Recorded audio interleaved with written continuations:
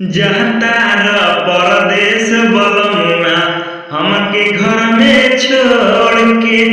हाँ जातार परदेस बलमुआ हमके घर में छोड़ के। तनी जाए से पहले खाला ओठ लाली से रोटी बोर के। तनी जाए से पहले खाला ओठ लाली से रोटी बोर के। जाता रसम जाके जइह देवरा चोली चोर के। अरे जाता रसम जाके जइह देवरा चोली चोर के। तनी जाए से पहले खाला ओठ लाली से रोटी बोर के। तो हेलो दोस्तों, आपका स्वागत है हमारे YouTube channel writer Mahesh Prajapati में। दोस्तों आज हम इसी सॉन्ग पर एक लोकगीत सॉन्ग लेकर आए हैं। इस सॉन्ग के लिए एक भाई ने कमेंट किया था, उस भाई के कहने पर मैंने ये सॉन्ग लिखा है। तो चलिए स्टार्ट करते हैं बिना समय गवाए मुखड़े के साथ।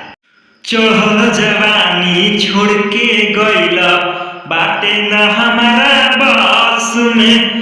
हाँ चढ़ल जवानी छोड़ के गइला बाटे न हमारा बस में।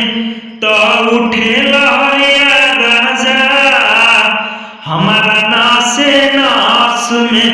तो उठे लहरिया राजा हमारा नासे नास में। करह जुगाड़ कवनो नाही बोलो हमसे टस में। अरे करह जुगाड़ कवनो नाही बोलो हमसे टस में।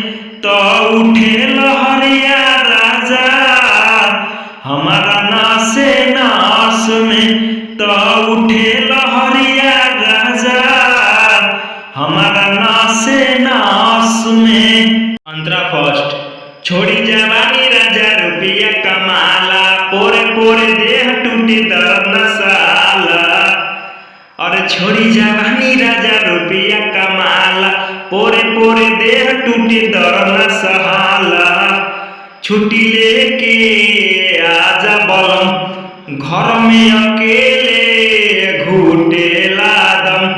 सुना सजनवा कर गजनवा देहिया के रस में। और सुना सजनवा कर गजनवा देहिया के रस में। तो उठे लहरिया राजा हमारा नासे नास में। तो उठे लहरिया राजा हमारा नासे नास में। अंतरा सेकेंड।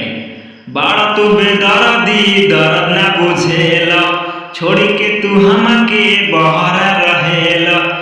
अरे बाड़ा तू बेदर्दी दर्द ना बुझेला छोड़ी के तू हमके बहरा रहेला। जल्दी से घरे आजा सनम देतानी तोहरा के कसम। महेश राजा रहब नाही हमहु तोहरा बस में। और महेश राजा रहब नाही हमहु तोहरा बस में। तो उठे लहरिया राजा हमारा नासे नास में। तो उठे लहरिया राजा हमारा नासे नास में। तो दोस्तों अगर आपको ये वीडियो पसंद आया हो तो वीडियो को लाइक करें और चैनल को सब्सक्राइब जरूर करें। तो चलिए मिलते हैं किसी नेक्स्ट वीडियो में।